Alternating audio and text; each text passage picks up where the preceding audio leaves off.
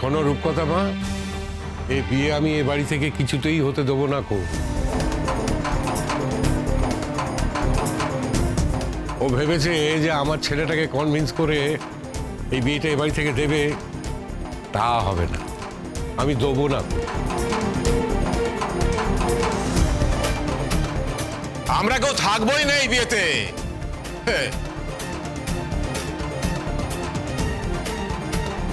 তুমি থাকো কি না থাকো তাতে ওর কোনো তো আঁকা নেই কো ঠাকুরপো। কিছু যায় আসে না, আমি বলে রাখলুম এই মেয়েটা এখানে দাঁড়িয়ে দাঁড়িয়ে ওই কুমুর বেয়ে দেবে, বলে রাখলুম আমি তোমাদের।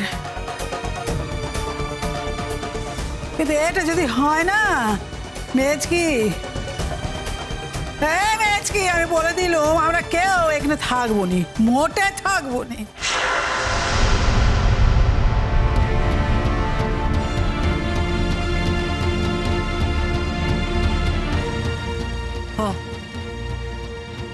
বালাইশাট, তা তোমাদের বাড়ি তোমাদের ঘর, তোমরা থাকবে না? তাই কখনো হয়? ন্যাকাপনা হচ্ছে, ন্যাকাপনা হচ্ছে। আসলে মনে মনে খুব মজা পাচ্ছি, ভাবছি একটা 3 আঙুলের মেয়ের কাছে কিরকম নাকাল হচ্ছে দেখো। হ্যাঁ, নাকাল হওয়াচ্ছি। এই বিয়ে কি করে হয় আমি দেখাবো।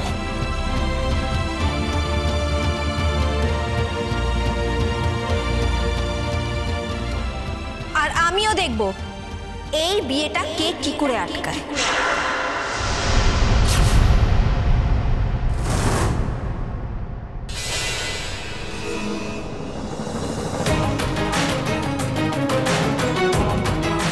চলো তো পিসুমণি, এখানে যা পরিবেশ কিছু ভালো করে দেখা গেল না, আমরা উপরে গিয়ে ভালো করে দেখবো। চলো মা, তুমিও চলো। এসো, এটা আমার ইগন্ডানে। এসো এদিকে এসে, এদিকে তাড়াতাড়ি। হ্যাঁ, চলো চলো। এবার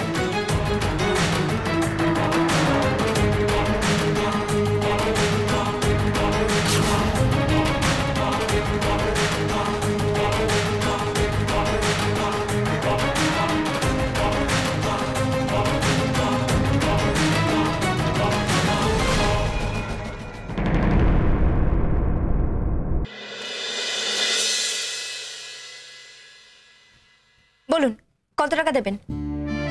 টাকা? কিসের টাকা? কিসের জন্য? কিসের টাকা মানে? আপনি কি আকাশ থেকে পড়লেন নাকি যেন কিছুই জানেন না, কিছুই বোঝেন না? আরে পিসিমণির বিয়ের জন্য টাকা চাইছি আমি, জিনিসপত্র কিনতে হবে না, শুধুমাত্র স্যার দেবেন। স্যার কত দেবেন বলুন তো? আমাদের কোনো লজ্জা টজ্জা নেই? আরে আমরা তো মেয়ে বাড়ির লোক। তুমি আবার মেয়ের বাড়ির লোক হলে কবে থেকে? মানে তাহলে আপনি কি ভাবছেন আমি কি ছেলের বাড়ির লোক? আরে বাবা, পিসিমণি তো আমাদের বাড়ির মেয়ে, তাহলে তো আমি হলাম না মেয়ের বাড়ির লোক। আচ্ছা আচ্ছা আচ্ছা আচ্ছা মানে কোনো সন্দেহ আছে নাকি আপনার? না, তুমি তো এতদিন বলতে না যে তুমি এ বাড়ির কেউ না, হঠাৎ আজকে বলছো তুমি মেয়ের বাড়ির লোক, তাই তুমি বুঝতে পারিনি। ও, তো আমাকে এখন বিদ্রুপ করা হচ্ছে? বিদ্রুপ করলাম কোথায়? আচ্ছা, মুশকিল তো। তোমার কথাটাই তো তোমাকে বললাম, তার মানে তুমি এখন স্বীকার করছো যে তুমি এ বাড়ির কেউ। ঠিক আছে, এবার থেকে এটাই জানবো। আপনি টাকা দেবেন না তো এত অজুহাত দিচ্ছেন কেন? আরে বাবা, আমি গরিব আদমি, কোথা থেকে এত টাকা দেবো বলো তো? হ্যাঁ, আমি কি আর বিয়ের খরচ দিতে পারি? ঠিক আছে ঠিক আছে, আপনাকে দিতে হবে না, আমার বই কাছে আমার বিয়ের গয়নাগুলো আছে, সেগুলো দিয়ে আমি পিসিমণিকে সাজিয়ে দেবো। আর আমার বিয়ের বেনারসি আছে, সেটা তো মোটে একবার পরেছি, সেটাই আমি পিসিমণিকে পরিয়ে দেবো। ঠিক আছে ঠিক আছে, আপনার টাকাকে না আমি তোয়াক্কা করি না, লাগবে না আপনার টাকা। তুমি তোমার গয়না পিসিমণিকে দিয়ে দেবে? হ্যাঁ, পিসিমণিকে তো আর দেয়ার কেউ নেই, তাই আমিই দেবো। তোমার খারাপ লাগবে না? খারাপ কেন লাগবে? না, তোমার বাপের দেওয়া গয়না তোমার জন্য উনি বানিয়ে রেখেছিলেন। না, কারোর প্রয়োজনে যদি আমি আমার জিনিসগুলো কাউকে দিতে পারি, তাহলে আমার বাপি যেখানেই থাকুক না কেন সেখান থেকে আমাকে আশীর্বাদ করবে। বুঝলাম। আসলে তোমার যতই মেজাজ হোক না কেন, যতই তুমি রাগী হও না কেন, মনটা আসলে তোমার ভালোই। শুনুন, আমি না আপনার প্রশংসা শোনার জন্য এখানে আসিনি, এমনিতে আমার মেজাজ গরম আছে। সে আবার নতুন কথা কি? সবসময় তো মেজাজ গরম থাকে দেখি। আপনি তো এটা বলবেন, সব সময় তো আর বাড়িতে থাকেন না, আমাকে এগুলো দেখতে হয়, যা যা হয় এখানে। আপনি জানেন স্যারের দেওয়া কাপড় ওরা ছুঁড়ে ফেলে দিয়েছে। স্যারের দেওয়া কাপড়? তবে আর বলছি কি, স্যার পিসিমণির জন্য বেনারসি শাড়ি, গয়না আরো কত কিছু পাঠিয়েছিল, কত শাড়ি, যাতে আমি পিসিমণিকে নিজের হাতে সাজিয়ে দিই। ওরা যদি বিয়েতে রাজি না হয় তাহলে হয় আমি পিসিমণিকে সাজিয়ে স্যারের কাছে দিয়ে আসবো, আর না হয় স্যার এখানে এসে পিসিমণিকে নিয়ে যাবে। এসব কিছু করতে হবে না ইমন, আমি বাড়ির লোকজনদের বুঝিয়ে বলবো, চাই তারা সুস্থভাবে বিয়েটা দেয়। দেখো এখন পিসিমণির যথেষ্ট বয়স হয়েছে, বেশি বড় করে আয়োজন করে তো বিয়ে দিলে দেখতে ভালো লাগবে না, তাই বেশি লোকজন বলা যাবে না। বাড়ির লোকজন প্লাস কিছু কাছের লোকজন, তাহলেই হয়ে গেল। আপনার যা বাড়ির লোক, ভালো কথা তাদের কানে গেলে হয়। ভালো করে বুঝিয়ে বললেই যাবে। এখন বুঝিয়ে পারেন কিনা সেটা তো বললাম যে আমি চেষ্টা করছি। ঠিক আছে, অনেক হয়েছে, এবার আসল কথা আসুন তো।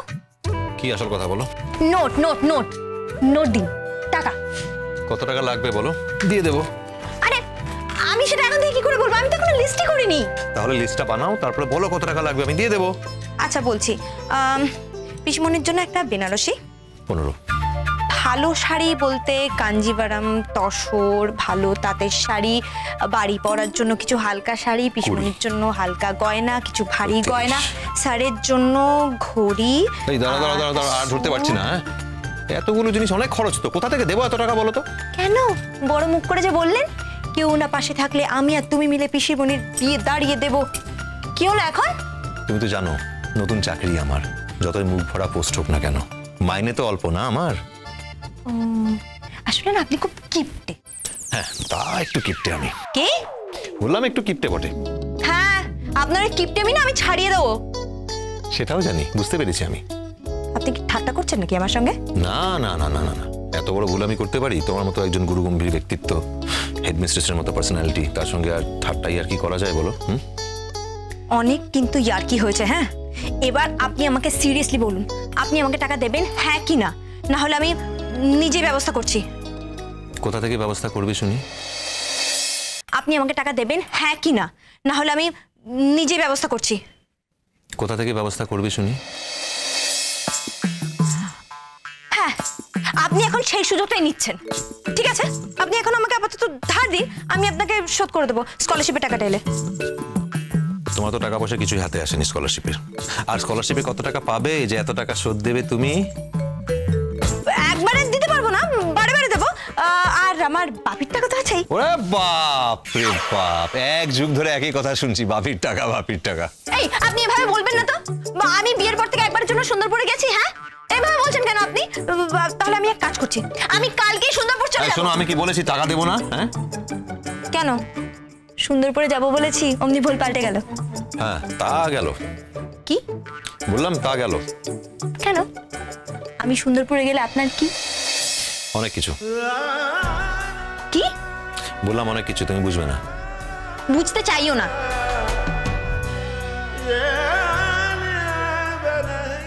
তুমি সুন্দরপুরে গেলে আমার সবকিছু ফাঁকা হয়ে যাবে।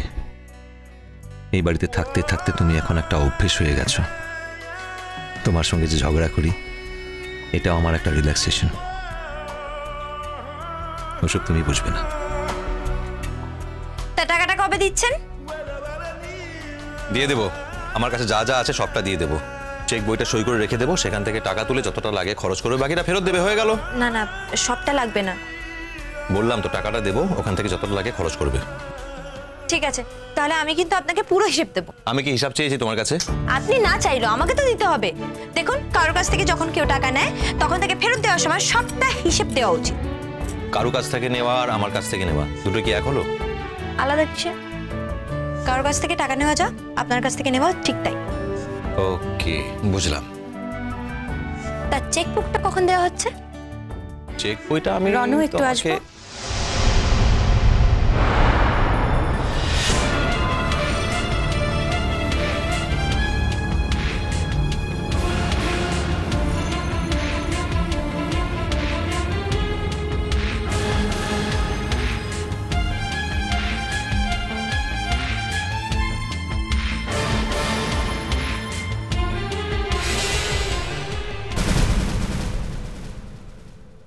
আমি যখন বলছি যে তোমার সঙ্গে আমার যে কথাটা আছে সেটা 1:1, তখন তোমারও তো সেটা রেসপেক্ট করা উচিত রনু। তার মানে নিশ্চয়ই আমি তোমাকে এমন একটা কথা বলতে চাই যেটা আমি সকলের সামনে বলতে পারবো না। তুমি কোনো চিন্তা করো না রূপকথা দি, আমি চলে যাচ্ছি। দাঁড়াও ইমন, আর রূপকথা, তুমি কি এমন কথা বলবে যেটা ওর সামনে বলা যায় না? আমি তো বুঝতে পারলাম না। তুমি বলতে পারো ওর সামনে, ও তো একজন ফ্যামিলি মেম্বার। সরি রণ, আমি ভুল ভেবেছিলাম।